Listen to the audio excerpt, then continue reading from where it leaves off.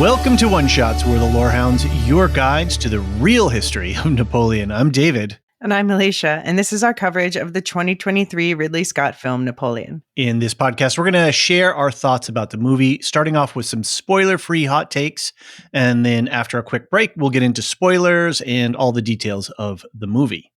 In this podcast, we're going to share our thoughts about the movie, starting off with our spoiler-free hot takes. After a quick break, we'll get into spoilers and get into the details of the movie and the history of Napoleon. A quick reminder that if you enjoy what we do and you'd like to support us, visit us over at patreon.com/thelorehounds, link in the show notes below. For as little as $3 a month, you can get ad-free versions of all of our podcasts, early access, and a bunch of other exclusive content. Another way you can help out the podcast is to leave us a rating and review. Apple Podcasts is a great way to help poke the algorithms, which help with our visibility on the interwebs. If you want to get in touch with us, you can email us or use the contact page at our website. We've got a contact form and a voicemail feature, so it makes it super easy to get in touch with us. If you want to send us an email, send those to lorehounds@thelorehounds.com. Also, join us on our Discord server. We've got a fun and welcoming community, and we've got channels set up for all the different shows and projects that we've got going on. Links for all of those are in the show notes below. Elysia, welcome to Oneshots. How you doing? Good. Glad to be here talking about, we'll talk about our opinions of the movie, but Napoleon's one of my, I don't want to say favorite historical figures, but one of the most fascinating historical figures to me. So an intriguing topic for you. So yes, hard to pass up this movie. Yeah. Just a quick note about the Oneshots format. This is our format for anything that we're not doing regular, weekly, or in-depth coverage of. This is just a chance for us to jump in and casually talk about a show or a title. We haven't done a one-shot on a book, but yeah, anything that's active and happening, and we can find time in our busy lives and schedule across multiple time zones. And they're just sort of our standalone little shows. So you got to see the movie the other day. I saw it last night. How was your theater going experience? Well, so the options to see the movie were either go to the big commercial theater and pay extra for 4DX or Dolby, or go to the indie theater, which I can go to for quote unquote free with my unlimited pass. So I chose the latter. So after, and I think you posted a link, a picture somewhere on some social, and it seemed like a place where you could get beverages and maybe some food or something. So it's in the city center, and it's like actually they're both in the city center, but it's an old fashioned, movie going experience with the little tables with the lamps and stuff. Fun. Now. Yeah, but that theater, the audience is always, the theaters are smaller and the audience is always quieter because that's where like indie movies are screened. So it's a different, I'm sure it would have been a complete, serious about their theater. Exactly. I'm sure it would have been a completely different experience if I went to the Dolby theater and saw it, which is a much more rowdy experience. Got it. Bigger. Yeah. Got it. Was there a lot of folks seeing it? When did you see it? What night? No, I saw it yesterday. So Monday it was night as well. Yeah. And it was a small theater, and the theater was probably about 2/3 full. So that's pretty good for a Monday. Yeah. Yeah, indeed. But it's a smaller theater in the city center. So, Yeah, fair enough.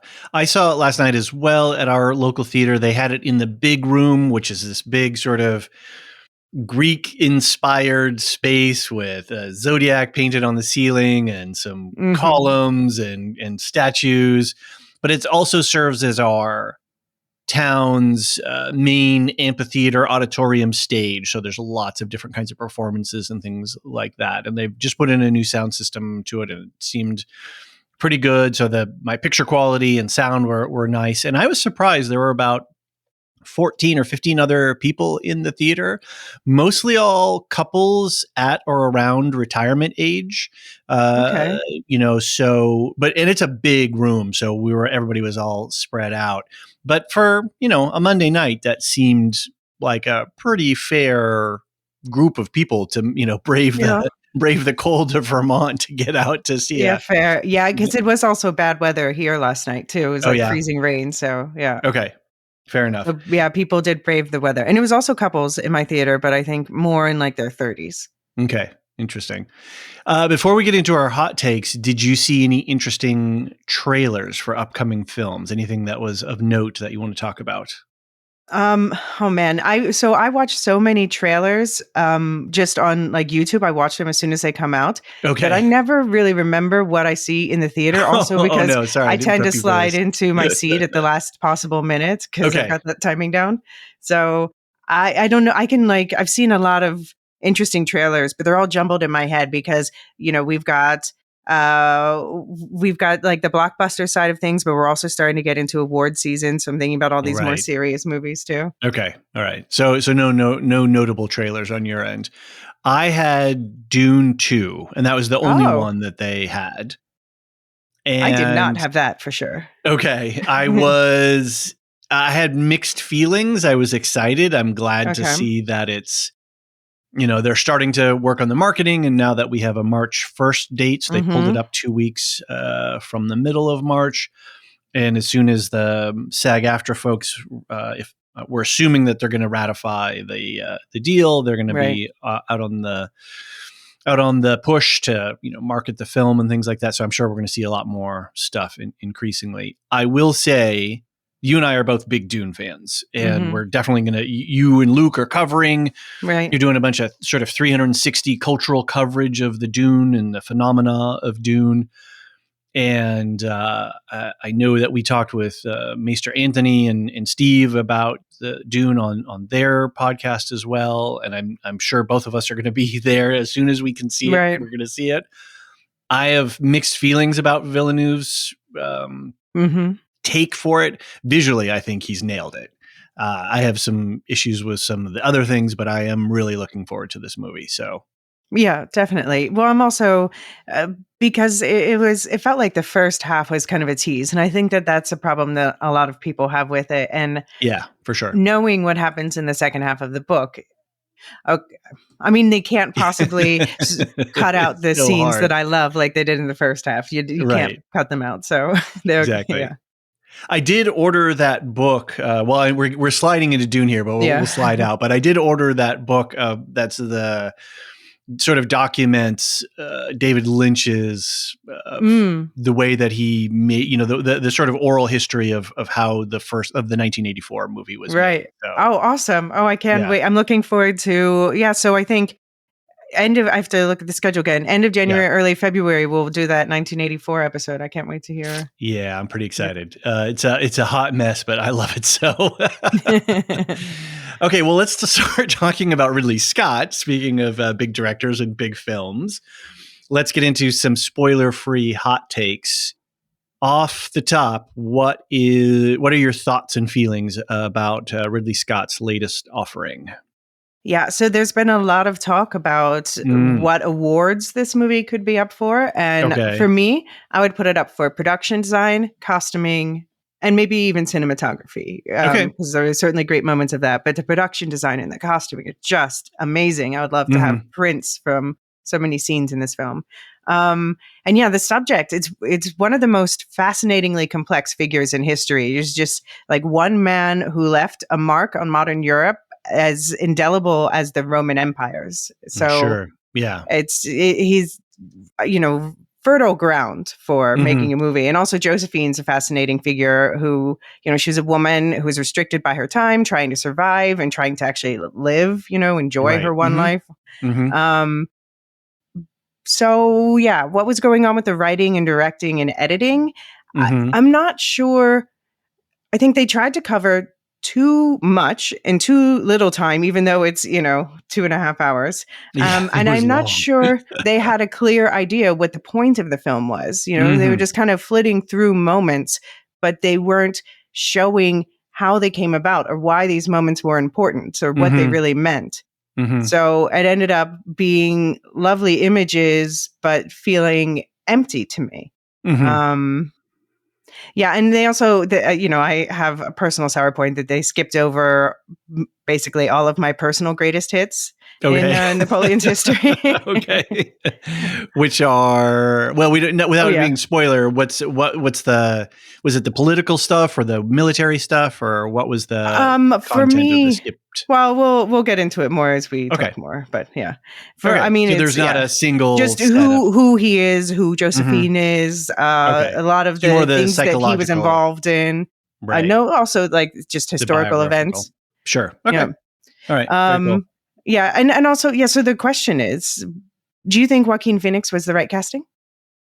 I had this very thought pretty much the entire film. From the moment that we first hear Phoenix's voice, I was like, oh, I don't know if this is right. Visually, he looked great. His physical presence, his body, his face, just all of that. Obviously, we don't have any, live recordings of Napoleon, so it's hard to compare, but we have a lot of drawings and paintings. And so there's a lot of information for them to build off of there. I think he visually fit the role. I'm not sure that he had the right essence for it. And I felt a little bit dissatisfied and disappointed with his portrayal. I don't know what I was expecting. I think I was expecting something. I was expecting this whole movie to have a lot more gravity. Right. And a lot more intensity and import. And I just felt, I think, very much similar to you in that I'm not sure. I never felt confident about what the filmmakers were trying to do. I got very confused at times. So, but that's now sliding into my hot takes, and I want to make sure if you have any more thoughts. So I am, I think, a yes and a no for Joaquin Phoenix. I think he did in some ways a great job, and then other ways he missed for me. Yeah. I mean, also a yes and a no for me. For the record, he actually is like the perfect height to play Napoleon because Napoleon's shortness is overblown. He was like 5'6" or so, which was average, not even short average, just average for that time. And so that, Joaquin Phoenix is analogous in our modern era, pretty much. Right. It was basically British propaganda that was like, oh, this short man, we're going to, Got it. Great propagandists, the Brits. And for me, and the age thing, the complaints, he's 49 and he plays Napoleon between ages 24 and 51. So you just have to have like a suspension of disbelief because he's only the right age at the end of the movie. Okay, right. So I can understand why people are bothered by that. That part didn't bother me as much. The accent kind of threw me. Like it felt weird because we have like the Brits and Austrians and Russians speaking in what you think of as British, Austrian, and Russian accents to someone who's supposed to be French and sounds like American, but the way Joaquin Phoenix's accent is sort of, it's not a refined, polished accent, which is sort of analogous to the fact that Napoleon was from Corsica. And so he was seen as, not coming from a refined place and somewhat an outsider to, coming up. So Corsica is an island, right? Yeah. And it is off the coast of Italy. So it's sort of halfway between Italy and France, near Marseille, Nice, Genoa's directly north of it. So how much do you know about Corsica then and now? Is that I mean, I know in terms of his life, the year, I think it was the actual year he was born was when France took Corsica. Okay. So he was raised by his father was like, we are Corsican and, I'm going to swear, fuck the French, this is how he was raised. But then, that was his attitude. But then his father became a collaborator because, he was going to get something out of it.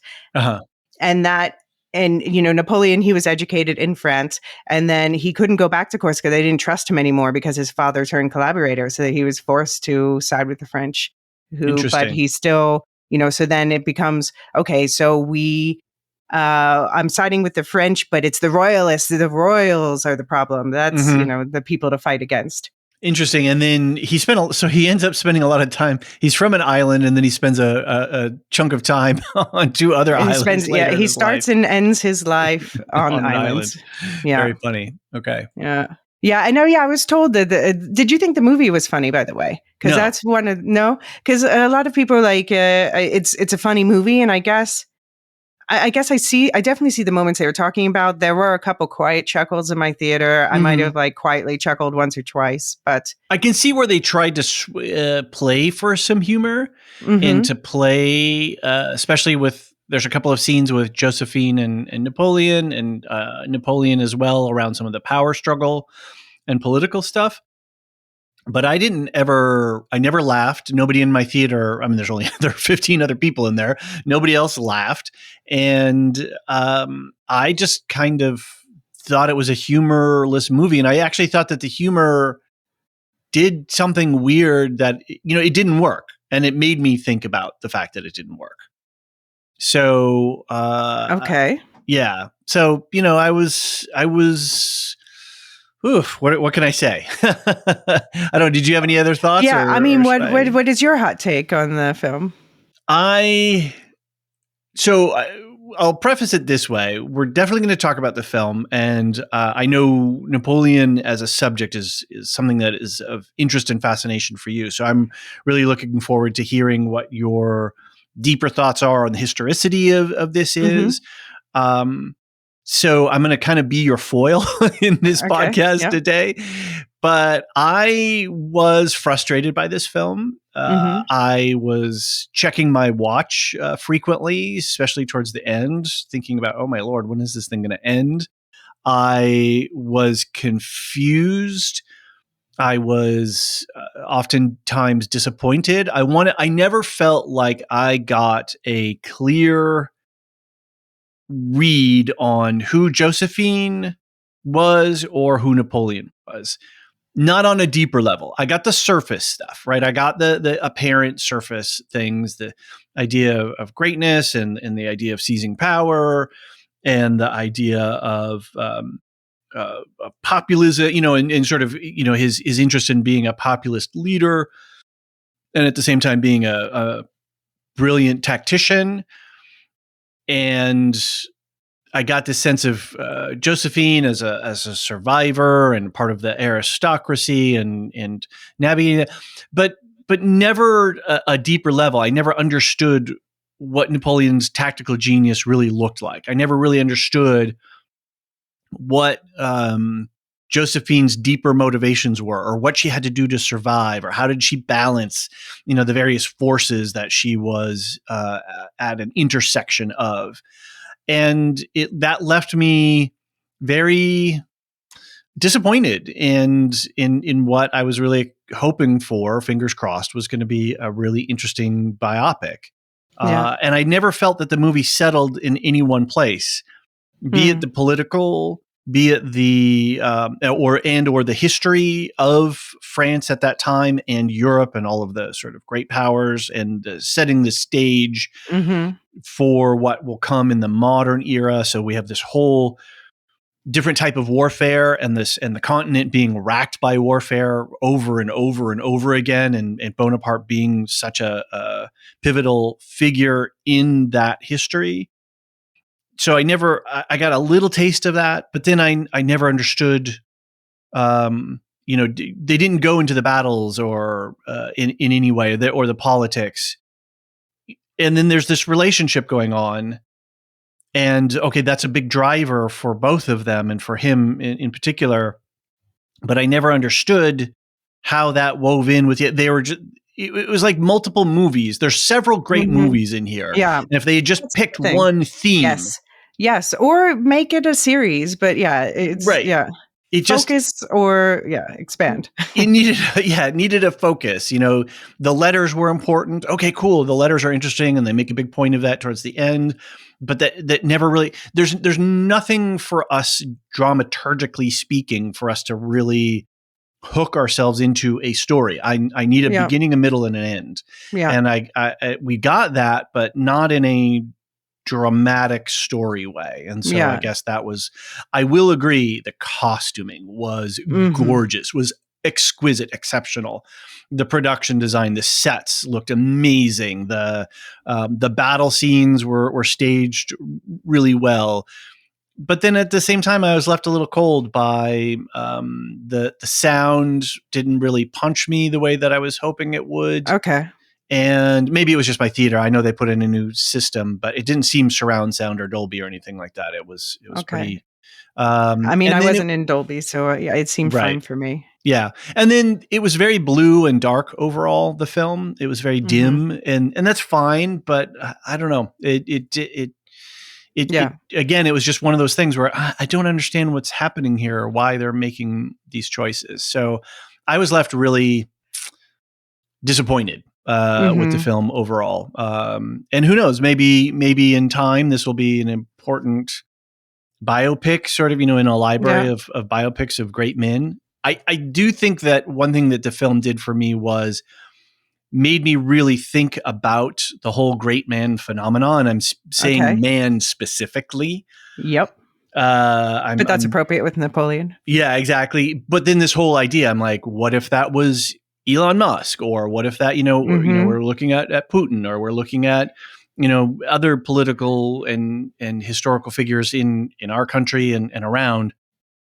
And so it really made me question this idea, like, what is it within our collective humanity that we keep giving space for these guys to come up? And what was the total at the, they listed at the end there, sort of a body count at like 3 million people suffered because of this man's ego. But that's only counting relatively few specific things in Europe. That's actually, Napoleon had such a bigger impact than that. Correct. Yeah.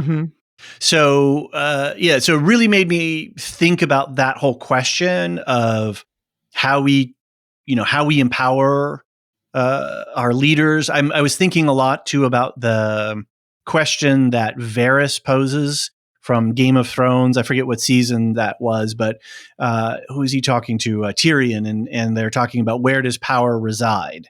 Right? Does it reside with the guy with the money, or with the knife, or the guy who, and this idea that Napoleon crowns himself emperor by his own hand is a really interesting thought, because up until then, the line of legitimacy was always from this sort of divine right, or at least in Europe, right? Was this divine right of kings. And so then one of the other plot drivers is an heir to, his throne. Yeah. And so there's such great material all around this movie. And yet, if they had just posed one question or focused on one element of his life, I think it would have really crystallized all of the other things that they were trying to do. Right. Yeah. I mean, I was trying to think, that self-crowning moment, that's real. That did happen. No spoilers there. No spoilers for history. But I was thinking, like, why did Ridley Scott want to make this movie? Because he's famously... And why now? Yeah. Okay. Right. As part of the why question. But he's famously been going around, and like people who have been criticizing the historicity of the movie, he's been saying like, get a life. And, there's all these books you read too, you've read them all. And, historians are just like bristling. They're like, we were going to go have fun, but now you're insulting our work. Right. But so I'm like, well, okay, why did he want to make this movie then? And I think it's because he wanted to film the battle sequences. Okay. I think he wanted to put those famous battles on screen and then, string together a sparse narrative around it. And he was like, okay, well, I'll make Josephine the emotional heart. So that would have been fine.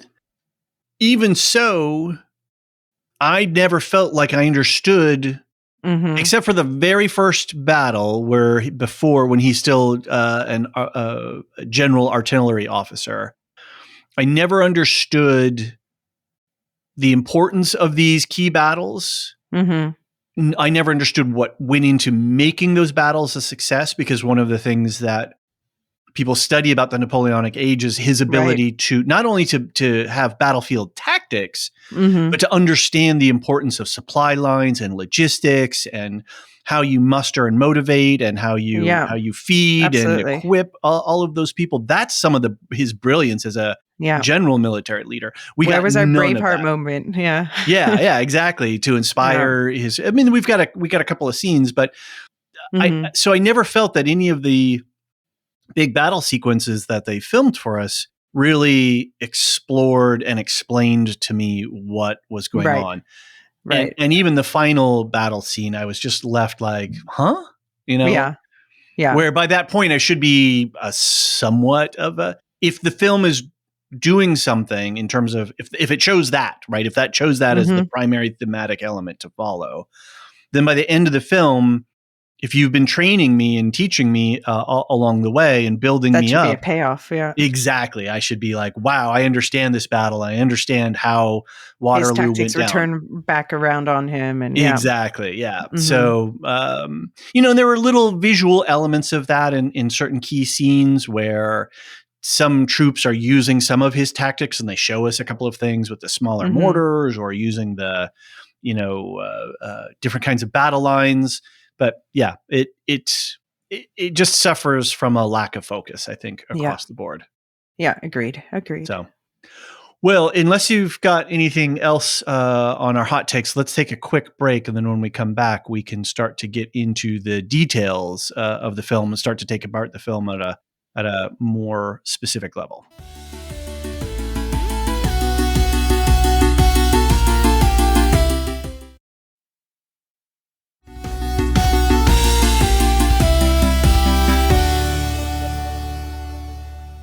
And we're back. Okay, Elysia, let's get into the movie a little bit. You've got some great notes here. As we established before, you've got a good sense of the history of Napoleon, so I think we're probably all a little bit curious to know where the film weaves in and out of its history, and hopefully Ridley Scott won't give you a hard time for busting him on some of this, since I know he was giving the fingers to he tells me to get a life, fair play, but this is my life, caring about details like this. Exactly. Cool. All right, well, what's up first? I just want to set the stage about like why Napoleon is such a fascinating figure. I talked about this unparalleled historical impact, and he was just such a complex man for good and ill. Okay. He did a lot of great and a lot of terrible things. Like on the good side, he established the Bank of France. So he had a lot of influence on monetary policy. He was very laid a lot of groundwork for equality for white men specifically, while meantime stepping back the rights gained by women and minorities. Interesting. But he also, he believed in promotion based on merit, not nepotism. He subsidized education so that, to level the advantages of the classes more in that regard. In Amsterdam, the city where I live, he and his brother, who were the king of Holland, they're responsible for the fact that people have last names, which is funny because that's very funny. A lot of people pick their own last names, and they thought that they were playing a joke on the French who didn't speak Dutch. But now there's people stuck with like terrible last names today, like ham and cheese, and there's even like pubic hair or things like that. But others had lovely things like birdsong or just normal things. Okay. Like, of the dike.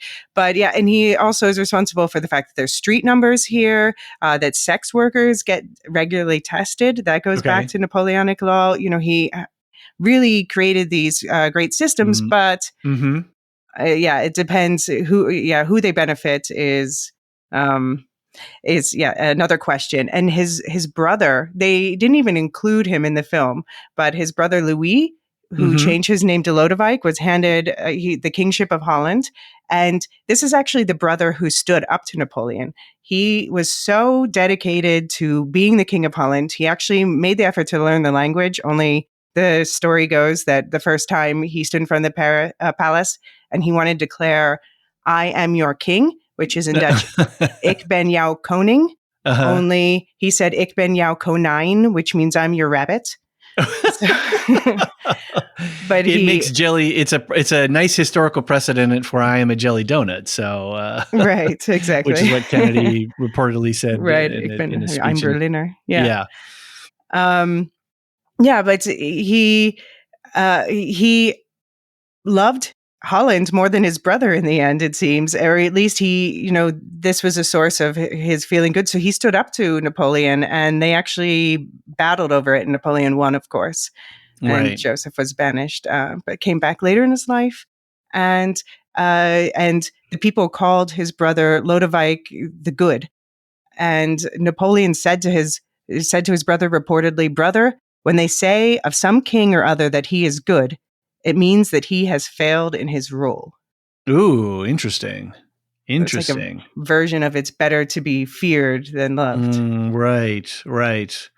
And I guess that goes to the question of having to make hard choices at times, that you can't, not everybody's going to be happy about every decision that you make.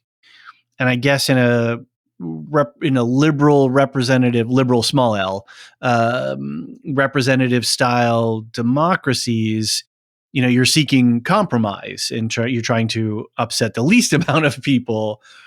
Whereas if you're an autocrat or a dictator or an emperor, a king emperor, you make the decisions and it's how you see the world and nothing else. So you're going to end up probably upsetting more people at the end of the day, at large. And where are you holding your power base? With the aristocracy or with the people. I think it was interesting even to see the end of the French Revolution and the cycle of violence that was happening there with Robespierre and the Directorate. I think it was a really important part of the film to set that stuff up too, right? Okay, I disagree though, because I think that they wasted time on that when that's not really that important. Like Napoleon wasn't there. I mean, it is important to set the context that and I guess maybe the idea of including that was to show what Josephine came very close to experiencing. Sure. Now, is it historically accurate that she was in jail and then was freed in that way? Okay. Yes. And it was apparently a very traumatic experience for her in jail. Sure. What she said about that they were encouraged to get pregnant in order to save themselves from worse. We don't know the exact details, but it may have something to do with the fact that she couldn't conceive later, whatever happened to her in jail. Mm-hmm. But she had a couple of children already, right? Yes, she had children from her first marriage. Her husband was beheaded, as they said in the film. Right. Yeah. Yeah, and they did spend a lot of time with the Marie Antoinette sub-story there. Yeah. And her children. Her children were very important. Like her daughter ended up marrying Louis, that I just said, the King of Holland, and their son actually was adopted by Napoleon himself and became Napoleon III. So the last of the Napoleon line. And yeah, they just kind of everyone except for Napoleon, Josephine, and arguably the three leaders of, the three other countries. Everyone else was just kind of introduced and then brushed off until, I wasn't even knowing the history. I wasn't really sure who was who on screen. And another flaw of the film was that they did employ little title cards and on-screen text to explain situations or, tell us locations or tell us who people were. Did you feel that it was inconsistent? Because there were times where I was waiting for the card to tell me, oh, this is this person or this is that person, and nothing. And I'm like, who is this? And why do I care about them? Well, so for me, there was an extra layer that, I was watching it in the Netherlands. So the movie has Dutch subtitles. So when these cards come up, the Dutch version translation comes up above them. And for me, it was just like overstimulation, and my brain didn't know which to read. And then, and they seemed very fast. They would come up and be gone. And just by the time that I was registering that there was something on screen, it was already, and then there's characters like Ian McNeice played some king. Maybe he was the French king. Towards the end, he's the guy with the dog when they come in and they say, Napoleon's come back. Or I believe it was the Austrian ambassador, if you will, who was playing cards a couple of times. They never told us who he was. We just had to infer things. So I felt that was a weakness of the film, was the inconsistency there. If you're going to do it, and Right. educate me. I'm fine. Right, If this is a exactly. historical film, educate me. I'm here. Yeah. Okay. Hot take, but I had a Yes. similar problem with Oppenheimer. Okay. Which a film I still have not seen. It was a crazy summer. We did get to see Barbie, but 3 hours in a theater with no break, I felt was a little excessive. Same with Killers of the Flower Moon. I'm waiting for both of those to come on streaming before I can. I'm waiting for streaming for Killers of. Yeah. Unfortunately. And I'm waiting I was going to go, there's a new Steve McQueen documentary about the occupation of Amsterdam during World War II. And I saw it's out here before it comes out in the US, which makes sense. It's about here. And I was like, oh, I'm going to go. And then I looked, I'm like, 4.5 hours. Come Good on. Lord. Come on. Break it up. Give me a break. Give me 2 days. Yeah. Do something different. I think that's something that's frustrating too with the theater going experience is it's a mono experience. It's like, well, if you're going to get me out of the house, break it up. Give me something. I know for our theater, I don't think food and beverage would be an option because that needs a whole lot of extra infrastructure that I don't think they just get the volume for. But that's one thing I do when I'm in a bigger city, being able to have food and drink while I'm watching a movie. I think that's a fun element to it. So anyway, we digress. Well, but so what's interesting about Napoleon is that he became what he hated, what he fought against, he was fighting against this idea of kingship, of being royal. And then as soon as it was offered to him, he was like his father in that, like, oh, okay, well, there go my morals. My new morals are that this is what shall protect France. And I think that's one of the ideas that they did get over better. That the way he framed things, probably mostly to himself, whatever he wanted for himself was for the best of France. Right. Yeah. I am the state, kind of that idea. That's interesting. I know what is best. I know. Mm-hmm. And for somebody who literally clawed their way up the social ranks and pierced into the aristocracy, that's there is some legit credibility there in the sense of, hey, I was a kid of a minor family or what. I'm not sure what their status was. Yeah, they were like big fish in a small pond on Corsica, Yeah. But so you're close to life there, right? You're not removed as in Marie Antoinette was in Versailles. So he understands he understands war and what soldiers go through. So he's in touch with reality. Well, yeah, his first experience in life, and he might not remember it, but this would have haunted his entire childhood, was the French violently taking over their island. Right. So, yeah, it's interesting, though, that he did become what he fought against. And I think there's some moral and historical lessons there. So again, trying to take something out of the movie outside of that, which is, there are... oftentimes we fall back into the historical patterns or the patterns that were laid down in our family or in our culture. And if we don't examine those, then we more often than not will probably tend to follow those, right? As a person, we adopt ideas and values that we don't even understand that we've adopted, right? They just sort of get implanted in us. So that was the pattern, was to be an emperor, right? Well, yeah. I mean, just to illustrate, though, how his moral ideas, tended to just be what served him politically best. Mm-hmm. He was the man who both campaigned to reintroduce slavery to the French colonies. Oh, really? And then also to abolish it later, as the wind blows. But he made France the only country where slavery was abolished because of the Haitian Revolt, which was led by this General Toussaint, the character that baby T'Challa is named after. Oh, interesting. So we should have Jean here for this conversation. But yeah, so and then they agreed, okay, no more slavery. And then he was like, no, actually, it's really better for us economically if we just don't pay you. And went back in and fought another war over it. Okay. Goodness. Yeah. And being... And then abolished it again later. Right. And I think that's some of the danger of populism too, right? And this whole question of how do you rule? And so if you're trying to follow the winds, that doesn't always work out because versus having some way to some sort of intermediary step through what we currently have in a lot of the Western countries is representative democracy, right? So that there's a blunting of general popular sentiment through a representation process. So, yeah, interesting. Okay. You've got some notes here about historical inaccuracies.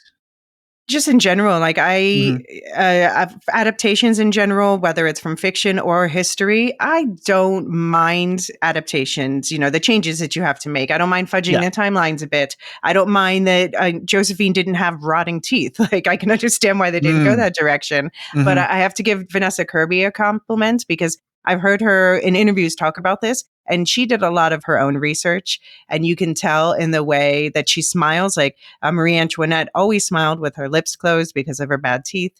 Interesting. And she was famous for her low melodic voice. And so Vanessa Kirby definitely put that into effect here. So I think, she did a lot with what she was given, and her performance was one of the standouts of the film for me. I thought that it was interesting too that they showed her coming out of prison and then going with her hair, marking time by the growth of her hair. So she had that sort of rough chopped cut hair all the way out to ultimately having and hair being one of the scenes that they deal with when she's saying that I've just got my hair done the way that you like it, and now you're going to mess it up. Did you get an understanding of why her hair was cut so short when Napoleon first met her? I just assumed I had to kind of piece it together later as I saw it growing. I was like, oh, because I'm assuming that she was in prison and it had something to do with being in prison, whether a disguise or whether, because of the sanitary conditions in prison. Close, but so it was something. It was a haircut that at the time was worn by. She was a leader of a new type of aristocrat after this time who remembered being imprisoned, but also they simplified their dress. They wore these more diaphanous gowns, and they had this haircut that they called the coiffure à la victime. Okay. And so it was because the women, that when they showed Marie Antoinette with her hair being pulled aside for the guillotine, that was inaccurate. Yes. Her hair would have been chopped off like this. Oh, so wow. When they're chopping off the hair like this is making a statement about, I was in line for the guillotine. Interesting. And they definitely lingered on that scene of Marie Antoinette's hair being moved.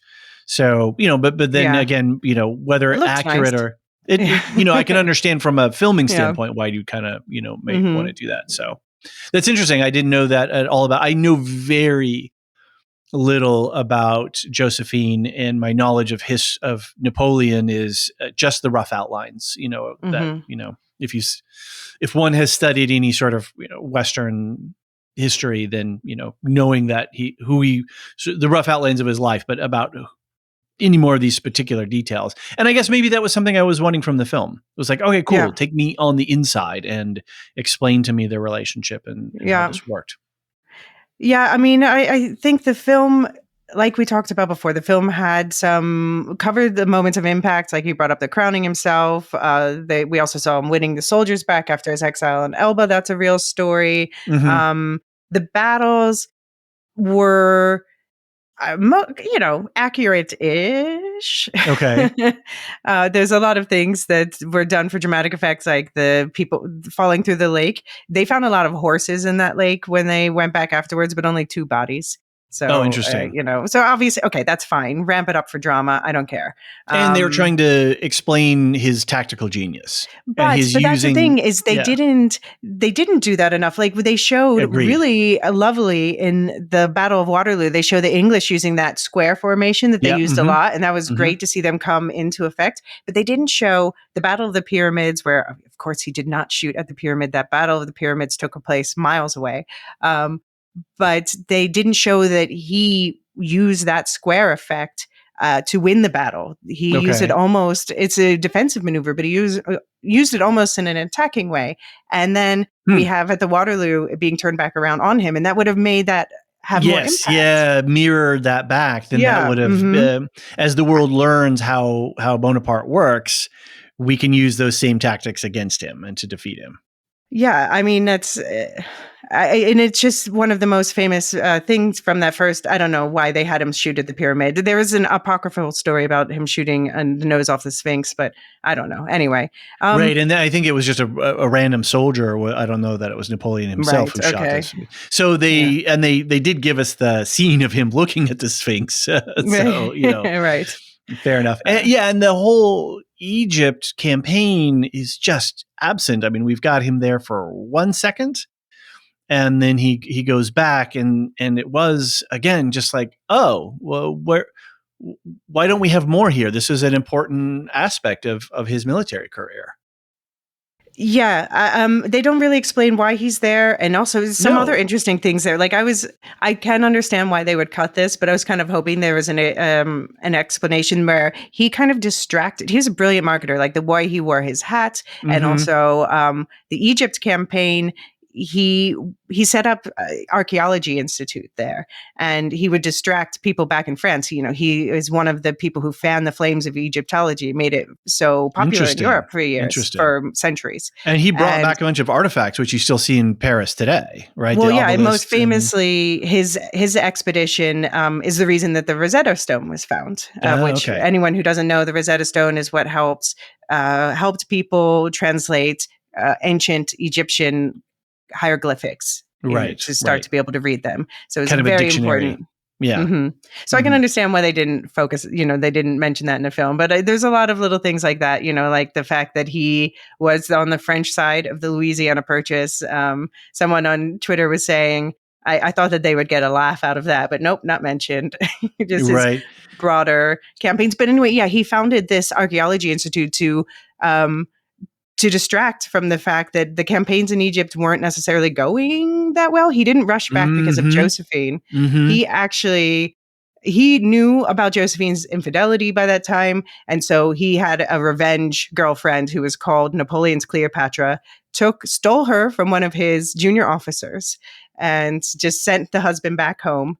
And they got a divorce. And then when he was done, he was just like, okay, well, here's some money and a new husband. Have a good life. And she became a novelist, so she did have a good life. She lived in Brazil.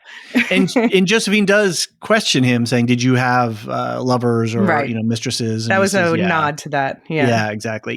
Two things I just was thinking of when we were talking about Egypt is that one, every time the dates came up, I had to remind myself about what was going on in the rest of history around the world, both here in the United States, where I'm from, and in Europe in general.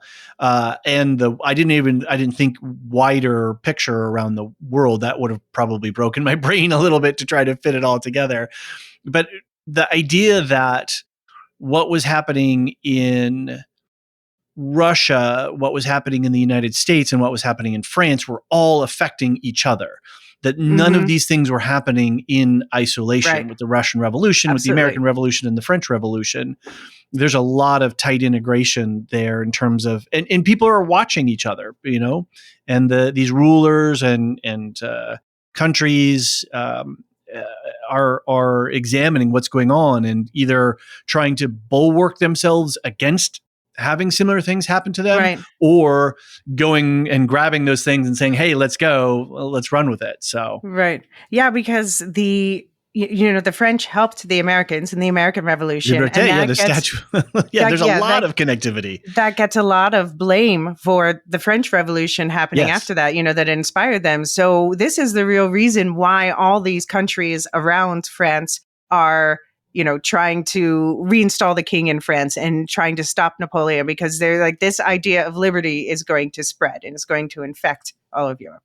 It's a direct challenge to the and it's a direct challenge to the aristocracy and the divine right of kings to rule by lineage, as opposed to having a more liberal sense of we can construct ourselves. We say who we are, which is really interesting because when he does crown himself, that is such a radical departure from all of what happens before in terms of how power is passed down from family to family and in individuals within those families.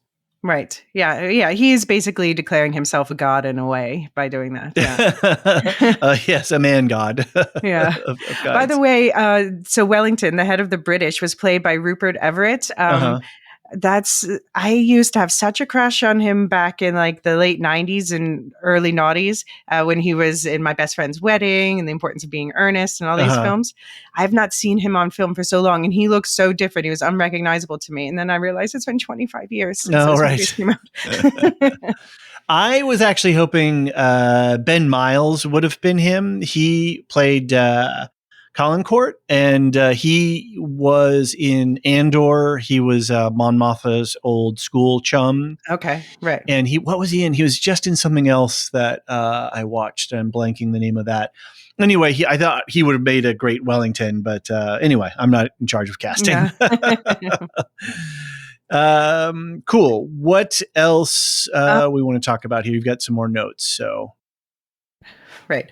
I just think that the movie should have been grounded in Napoleon's roots, should have been shown his ambition and frequent callousness, that this was a product of his upbringing. It just kind of blows everything by that. And, a lot of people are comparing it to Gladiator, and yes it's true. Yeah. Gladiator is also inaccurate, but it had more cohesion and heart. It made you care and want to learn the real history. And it, it told the emotional story. And that's what I was missing here.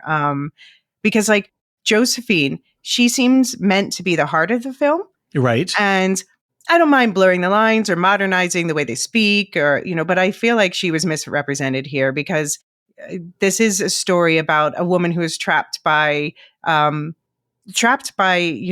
laws of her time. And not only that, but then married and then divorced by the man who made the laws of her time worse. He turned back the clock on what women gained in rights through the revolution. He was like, nah, undo that.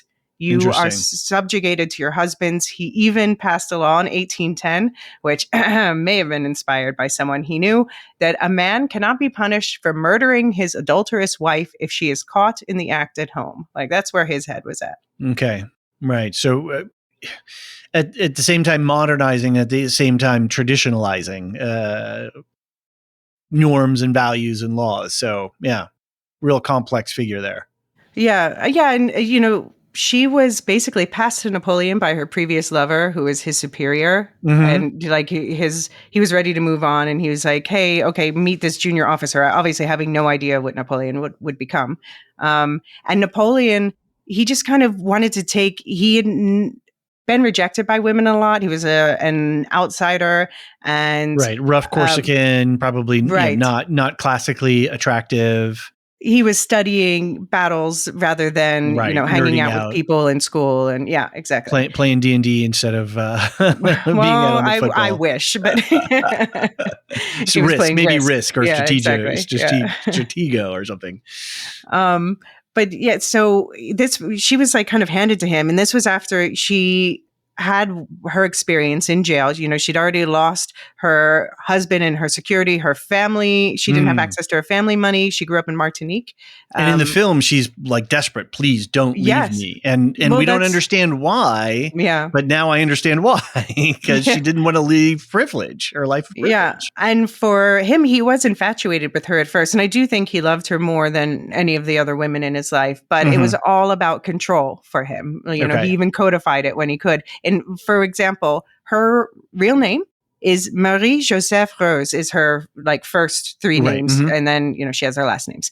And so she went by Rose to everyone until she met Napoleon. And he was like, I don't like that name. I'm going to, one of your names is Joseph, which is his brother's name. Favorite older brother is Joseph, by the way. He was like, you will be Josephine. And so he just renamed her. Wow. And she had to go along with that. She's like, and that's interesting. We get no sense of that. And the only sense we have is this sort of psychological sexual tension, and they throw in the mother angle with it. And when they have them first meet, what they're communicating to me is star-crossed lover thing. Mm-hmm.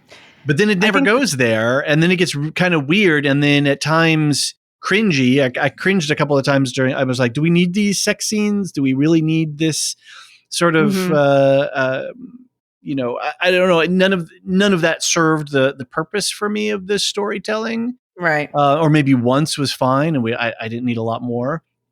And this idea, and then when they have that big fight, when he comes back from Egypt, and then there's the whole mommy stuff. I'm like, what is going on here? Is this real? Is this not real? I had no basis on which to validate what Ridley Scott is telling me about their relationship.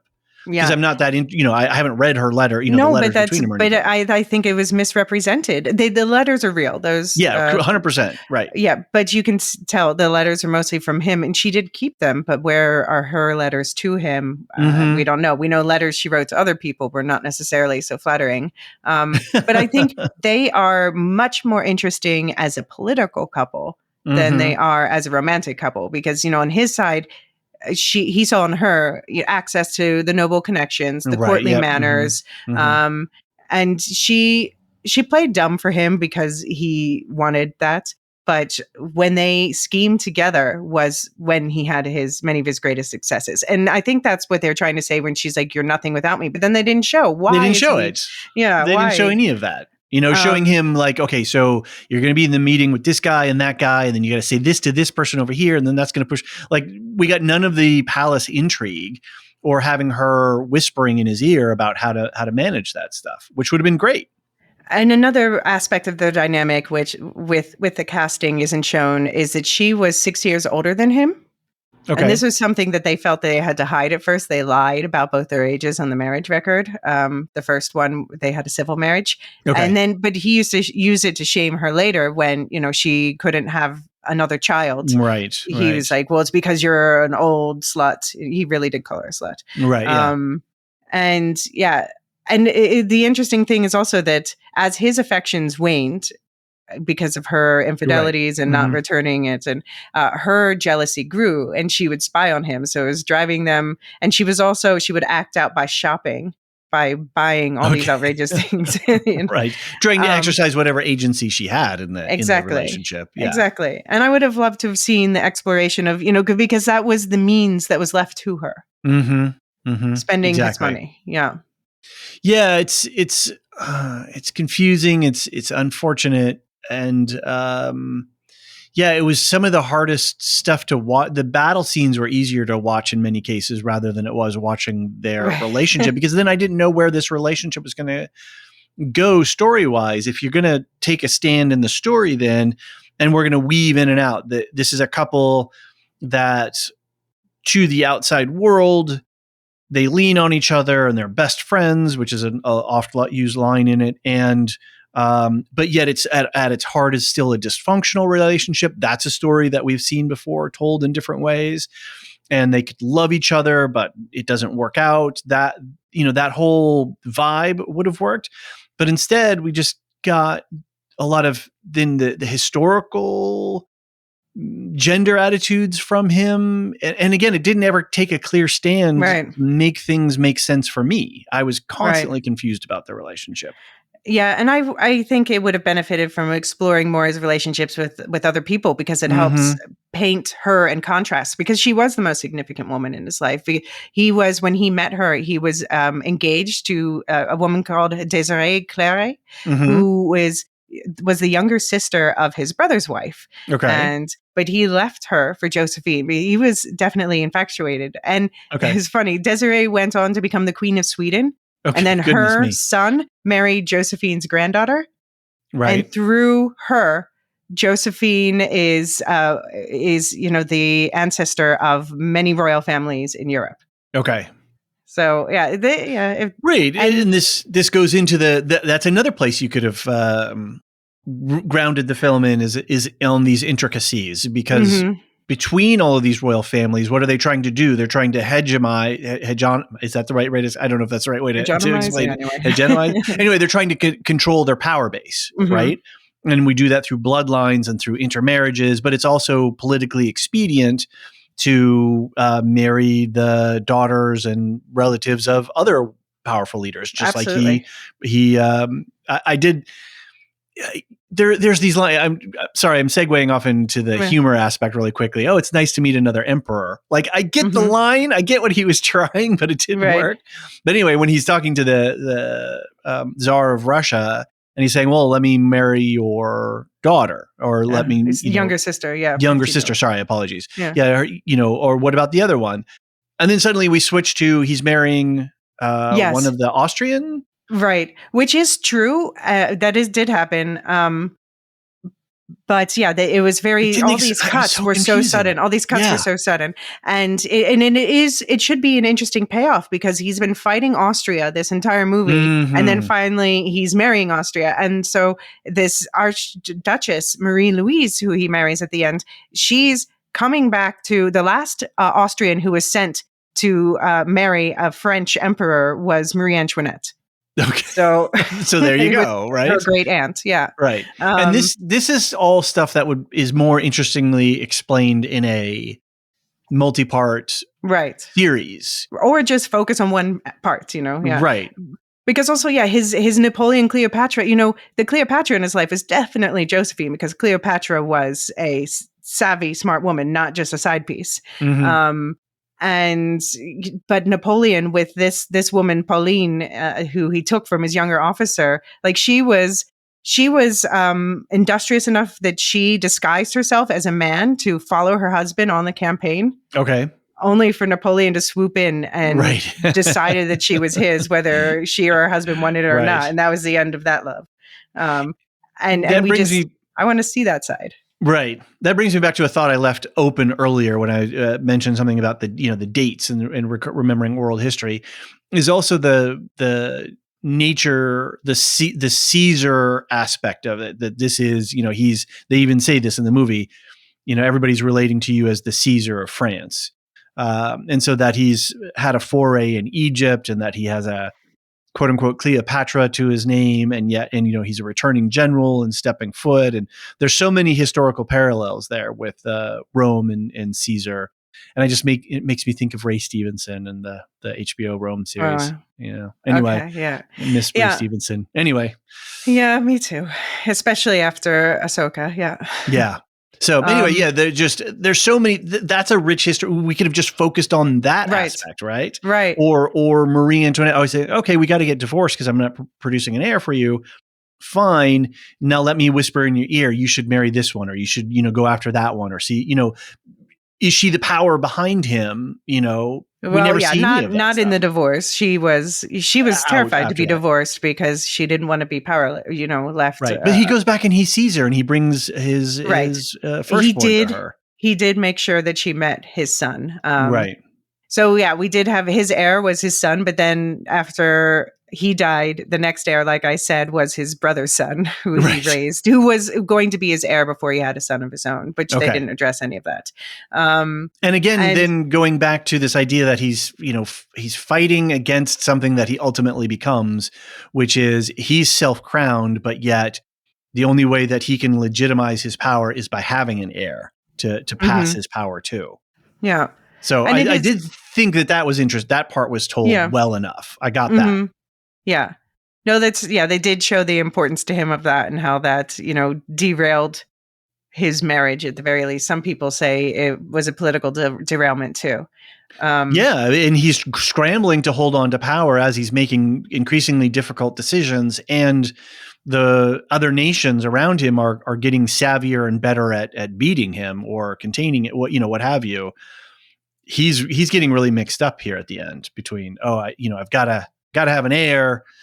Who am I going to marry? Yeah, it gets messy. Yeah, that's what I can say.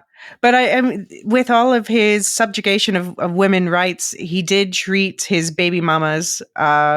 He did make sure that they were set up when he was done with them. They all went on to marry a couple other nobles, and They get a went on pension. to have good long lives, have other kids. $1 million francs a year. I think they give her, right, to keep her in comfort. Right. Yeah. Yeah. So So you have to give them, and the Exiles. I wanted to see more of the Exiles. Like they could have they have done entire movies just set on one of those. Like I went to visit his house in Elba, okay, which is an island off the coast of Tuscany, and right. I was disappointed at first. They didn't show, like, his house is a museum there, so it's like perfectly preserved. And I thought that would be on screen, but then I looked up afterwards that it was a COVID production, so they only filmed in the UK. So okay, fine, that's granted, but they still could have shown that story because that's actually where he was when he found out about Josephine's death, and he apparently locked himself in a room for 2 days and wouldn't speak to anyone. Right. And so that's the other, and we've touched on this already, but I'll just I'll say it again in a different way. Going into the film, I think that was one of my expectations, was that this was going to be this tragic star-crossed lover scenario where he's infatuated in her. She doesn't really love him, but she's using him. And it's this interplay of their two personalities that then shapes the course of Europe. That is true, into a large... kind of. Yeah. But yet the story never settles on that. It never settles in one place or another. And so it doesn't tell us what it touches on things without telling us a story. It gives us, it's more like a sequence of vignettes. Exactly. Yeah. That's a good way to put it. That's a good way to relate to it. Yeah. Right. And also it was interesting that, his second wife, she just disappeared the second she was introduced on screen, like so many other characters. But she was, she played a role. And when he was on Elba, he kept trying to get her to come to him. And like when he first tried to get Josephine to write to him, she was just like, nah, I'm chilling back here. Found a new guy to hang out with while you're gone. And she ended up never seeing him again. I do have to say, though, I liked the ending for him on St. Helena. First of all, it was the most picturesque I've ever seen that island portrayed on screen. Okay. And if you don't know where St. Helena is, go to a Google map, punch it in. It is remote, to say the least. It is literally... It's sort of off the coast of... Because Elba is not remote. Elba, I feel like you could swim it. Yeah. Exactly. And it wasn't a hard trip for him to get back to the shores of France, where this is, if you're due west of Angola, and Namibia, or due east of Brazil, parts of Brazil, it's out there. And there's no easy way for him to communicate or to raise troops. Whereas with not Corsica, but Elba, he can communicate. Corsica's just to the side, Italy's to the other side. It's easy for him to marshal troops, to be in regular communication and organize logistically a reintroduction. He was basically left to his own devices there, and the person who was there to keep an eye on him, just like let him do whatever, just liked him, kind of. They hung out, and he got to play. He was the king of the island, right. But obviously, that's not enough for. It's a small island, a lovely island. I recommend going. It only took him a year to get tired, but he's so close, right? You could see why. Hey, I just want to pluck the fruit. Yeah, on St. Helena, he was under lock and key, and there were boats constantly circling the island. Like a prison. That was They were like, okay, we're not messing around this time. But still, they showed that he had a peaceful death. So it was kind of a nice version. They do say, and I don't know if this is a real at all. Anytime somebody talks about their last words, I don't believe it. I just think that people make up nice last words for people. Right. But apparently both Napoleon and Josephine mentioned each other in their last words. So they say his last word was, he talked about his military campaigns, and then his last word was Josephine. Did you like the last shot? Where he just falls over? Yeah. I mean, I thought that, it was sudden, and I didn't mind it. I thought that, but I wish that they had shown, they had, the back and forth where he's thinking about writing to her and, their words to each other and everything. But they didn't show, for instance, that when he was defeated at Waterloo, before he was sent to St. Helena, he spent his last days in France at her old house, picking her favorite flowers, which I think was iris, and Mm-hmm. like, put it in a locket that he wore at the end of his life. And if the movie's supposed to be about the romance, why are we Yeah. missing details like that? Yeah. Not to, I don't want to just harp on the movie because I know a lot of people did enjoy it. Mm-hmm. And like I said, visually stunning. Mm-hmm. And I hope that it makes people more curious to find out more about all these things that were presented. It's just as somebody who's very interested in the history of Napoleon, I hoped for more Yes. specific, more. Give me the juice. Give me, bring this man to life. Right. Yeah, it really suffered from lack of focus, I think. So, Mm-hmm. yeah, we'll see how it ages. I don't feel like I'm going to run back to see this when it comes on streaming or anything like that. But, within the collected visual storytelling of Napoleon, we'll see, and or Ridley Scott's ultimate filmography. So, Yeah. all right, well, let's wrap it up there. How are things going for the Wool Shift Dust feed? You guys seem to be a little bit busy on that side. Yeah, next up is the breakdown of the Dune novel. Well, actually, next up is the breakdown of the Shift novel in the book club. Okay. And then the you Dune and Abby novel are covering that, right? Yeah. Mm-hmm. Very cool. And then the Dune novel in the public feed, followed by a breakdown of Beacon 23 on MGM Plus, episodes 3 through 5 we're going to cover together. Okay. I just finished episode 2, and scratching my head a little bit, but still invested. I will say this, there have been much, much worse productions made in the history of sci-fi. So there's enough going on that it's keeping me interested, but I don't think it's going to make my top 10 cut for sure. Okay. No, that's fair. Yeah. I think it's good for anyone who's checking it out to keep in mind that the book itself, it's wildly different from the book, as I keep saying, just like completely new characters and plot and stuff, but they're drawing elements from it. And one thing is the structure, which is a series of short stories. That feed into each other. It does feel a little bit like you could see where there's some lines of short stories being welded together. I could see that a little bit. But it's not, these are not the stories from the book, but they're using that structure where it's like, it's like an anthology with a through line. Okay. Interesting. So if you think about it that way, then I think, yeah. We'll see. We'll see how the rest of the series goes.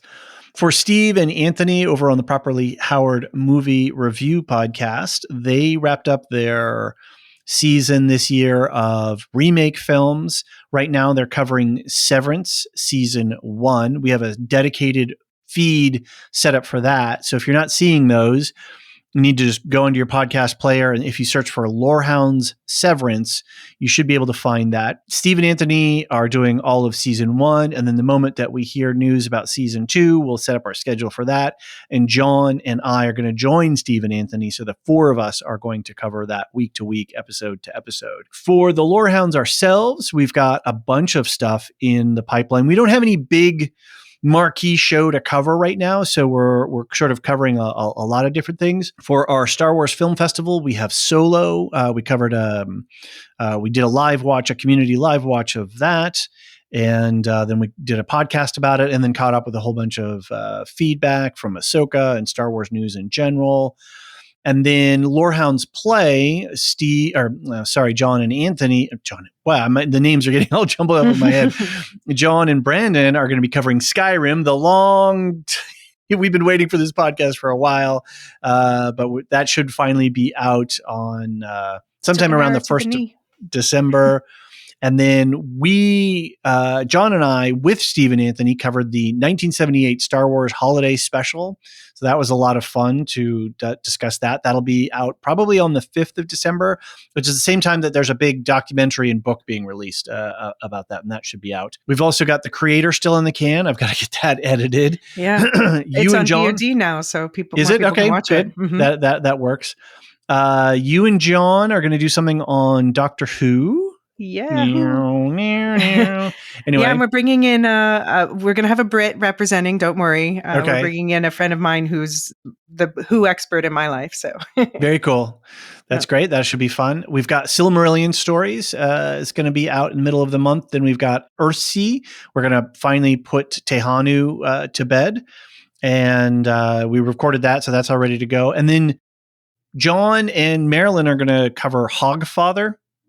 This is a title that I'm excited. Unfamiliar with.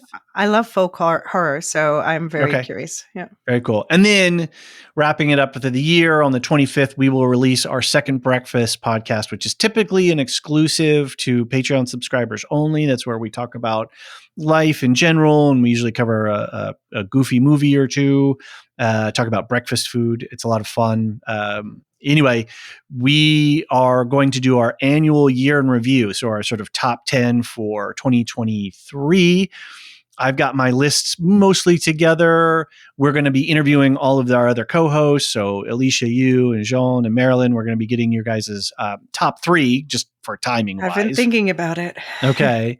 Along with some extra bonus questions. And if you're a Patreon subscriber, we're going to do a community list this year. So the email went out today where folks can go to a Google survey form, fill in their top 10, and then the 3 bonus questions. And then we've got some folks in our community who are more data driven than I am, and they're going to be able to work some magic on that and come up with a ranked list for us. So that should be a lot of fun. So we always make that podcast available to the general public as sort of our holiday, present to everyone. So pretty good. And then we're going to see what we get in January. We've got a couple of things on deck, but we'll let everyone know. Lastly, we always like to give a shout out to our Patreon subscribers, to our lore masters in particular. They are Samartian, Cyrus, Mark H., Michael G., Michelle E., David W., Brian P., Nick W., SC, Peter O.H., Bettina W., Adam S., Nancy M., Lavinia T., Duve71, Brian 8063, Frederick H., Sarah L., Gareth C., Eric F., Matthew M., Sarah M., DJ Miwa, Andra B., Kwong Yu, Laura G., Deadeye Jedi Bob, Nathan T., Alex V., Aaron T., Sub-Zero, Aaron K., and Adrian, who is always last but never least. Elysia, thanks for jumping on with me today. This was fun. Even though it was not the movie we were expecting, I think it was still fun to break it down. Talk about. Yeah. Exactly. And try to find some of the gold threads that were inlaid in the fabric. Okay. And I'm going to end that metaphor there. Wishing you liberté, égalité, fraternité, also for the women in your life. Absolutely. Thank you. Merci. Bonne chance. À tout à l'heure. The Lorehounds podcast is produced and published by The Lorehounds. You can send questions and feedback and voicemails at thelorehounds.com/contact. Get early and ad-free access to all Lorehounds podcasts at patreon.com/thelorehounds. Any opinions stated are ours personally and do not reflect the opinion of or belong to any employers or other entities. Thanks for listening.